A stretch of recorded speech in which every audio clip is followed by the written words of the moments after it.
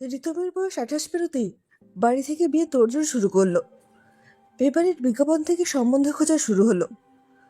দু এক জায়গায় কথাবার্তাও হলো, কিন্তু কোনো না কোনো কারণে সেই সম্বন্ধ আর এগোয় না। এরপর ঘটক বটব্বল বাবুকে ধরে ঋতমের বিয়ের জন্য পাত্রের সন্ধান পাওয়া গেল। পাত্রী শিক্ষিতা, চাকরি করে, যথেষ্ট সুন্দরী, রুচিসম্মত পরিবার। ঋতমের বাবা মা ঘটকের কথা মতো ঋতিকাকে দেখতে গেল।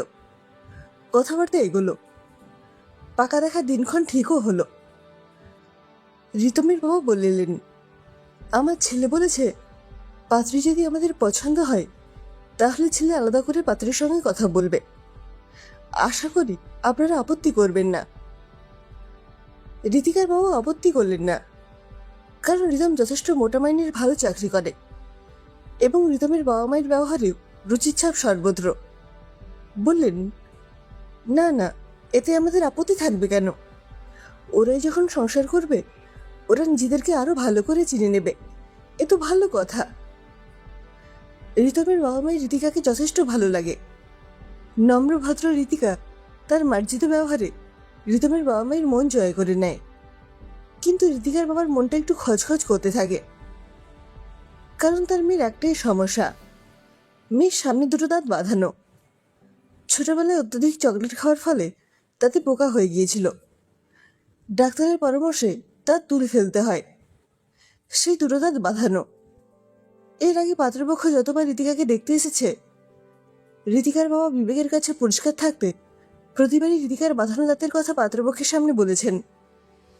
কিন্তু এই বাঁধানো দাঁতের কারণে বেশ কিছু সম্বন্ধ ভেঙেও গেছে। তাই এইবার ঘটকের কথা মতো তিনি দাঁতের কথা আর ঋতমের বাবা মায়ের সামনে তোলেননি।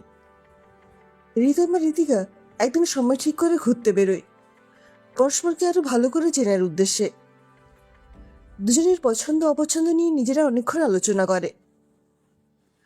ক্রমশ তারা দুজনেই দুজনের মনের কাছাকাছি পৌঁছয়, বুঝতে পারে তাদের পছন্দগুলো অনেকটা একই রকম। হঠাৎ ঋতিকা বলে ওঠে, ঋতম, তোমায় আমার একটা কথা বলার ছিল। ঋতম জিজ্ঞেস করে, তোমার কি আমায় পছন্দ নয়? না না, তা নয়, অবশ্যই পছন্দ। তাহলে তোমার কি অন্য কারোর সঙ্গে সম্পর্ক আছে? মানে তোমার কি অন্য কেউ ভালোবাসার মানুষ আছে? না ঋতম, সেরকম কিছু নয়, অন্য বিষয়।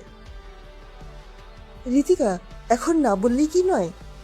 এই সুন্দর মুহূর্তটাকে আমরা উপভোগ করতে পারি তো। আমার কিন্তু তোমাকে নিয়ে আর কিছু জিজ্ঞাসার নেই, তবে আমার কিন্তু তোমাকে খুব পছন্দ, আর আমার জীবনে অন্য কেউও নেই। তোমার যদি আমাকে নিয়ে আর কোনো প্রশ্ন থাকে তুমি অবশ্যই করতে পারো। ঋতিকা খুশি হয়ে বলে, না, তোমাকে নিয়ে আমার আর কিছু বলার নেই। ঋতম দুষ্টুমি ভরা হাসি মুখে এনে বলে, তাহলে এরপর যা কথা সব ফুলসজ্জার রাতে, তাই তো? ইস, কি নির্লজ্জ!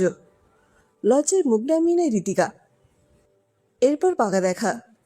আশীর্বাদের অনুষ্ঠান পেরিয়ে মহা ধুমধাম করে বিয়ে হয়ে যায় ঋতম ঋতিকার। বিয়ে করে বউ নিয়ে আসে ঋতম। ঋতমের পাড়াপড়শি আত্মীয় স্বজনরা রীতিমতো প্রশংসায় ভরিয়ে দেয় ঋতিকাকে। বলতে থাকে ঋতম ঋতিকা যেন রাজ্যটক। বউ ভাতের অনুষ্ঠানেও নজর কেড়ে নেয় ঋতিকার সাজ, সৌন্দর্য আর হাসি। বউ ভাতের অনুষ্ঠান শেষে রাত প্রায় একটাই ঘরে ঢোকে ঋতম ঋতিকা। যে কোনো নবদম্পতির কাছে বহু প্রতীক্ষিত ফুলসজ্জার রাত। বেনারসি ছেড়ে গয়না খুলে হাত মুখ ধুয়ে একটা নতুন লাল শাড়ি পরে ঋতিকা। নতুন বইয়ের মতো ঘুমটাও দেয়। নিচে ধুতি পাঞ্জাবি খুলতে খুলতে ঋতম বলে ওঠে, কি সুন্দর লাগছে তোমাকে। ঋতিকা, তোমার থেকে চোখ ফেরাতে পারছি না। ঋতিকাও কপট রাগ দেখিয়ে বলে, খালি বাজে কথা। ঋতম ফ্রেশ হয়ে এসে দেখে ফুল সাজানো খাটের ওপর ঋতিকা লাজুক মুখে বসে আছে। যতই বিয়ের আগে তাদের দেখা হোক, কথা হোক, মেয়েরা বোধহয় এরকম কিছু মুহূর্তে বেশি লজ্জা পায়। ঋতম আস্তে আস্তে ঋতিকার ঘুমটা সরাতে থাকে। ঋতিকা একটু বাধা দিয়ে বলে, ঋতম, তোমাকে যে কথাটা বলবো বলেছিলাম। ঋতম ঋতিকার মুখ হাত দিয়ে আটকে বলে, এখনই কি তোমার সব কথা বলতে হবে? পরে কি আর সময় পাবে না? আমারও তো অনেক কথা বলার আছে।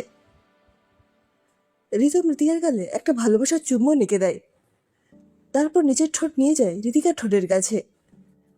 ঋতিকা রিতমকে থামাবার চেষ্টা করে, কিন্তু রিতমের আবেগের কাছে সে বাধা কিছুই নয়।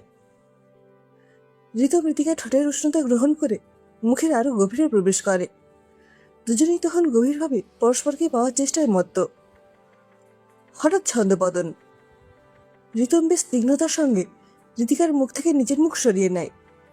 ঋতিকা মাথা নিচু করে বসে থাকে, অনুভব করে মুখের ভেতরে তার বাঁধানো দাঁত খুলে গেছে। ঋতিকা বুঝতে পারে রিতম তার বাঁধানো দাঁতের কথা নিশ্চয়ই বুঝে ফেলেছে। মনে মনে ভাবে, সে তো রিতমকে আগেই বলতে চেয়েছিল, কিন্তু রিতমই তো শুনতে চায়নি। রিতম ধীরে ধীরে উঠে বাথরুমে যায়। কিছুক্ষণ পরে বাথরুম থেকে চুপচাপ বেরিয়ে আসে।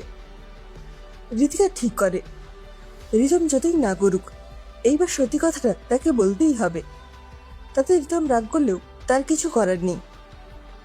রিতম বিছানায় এলে ঋতিকা রিতমের হাত ধরে বলে, রিতম প্লিজ আমাকে বলতে দাও। রিতম আবার ঋতিকাকে থামিয়ে দিয়ে বলে, আগে আমার বাঁধানো দাঁতটা ফেরত দাও, আর নিজের বাঁধানো দাঁতটা ফেরত নাও, তারপর যা বলার বলো। ঋতিকা হাঁ করে রিতমের দিকে তাকিয়ে হাসবে না কাঁদবে ভেবে পায় না।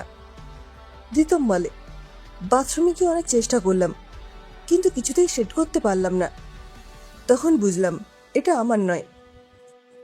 ঋতিকা অবাক বিষয়ে রিতমকে বলে, মানে তোমারও? রিতম দুঃখ দুঃখ মুখ করে বলে, ছোটবেলায় খেলতে গিয়ে পড়ে দাঁত ভেঙে গিয়েছিল।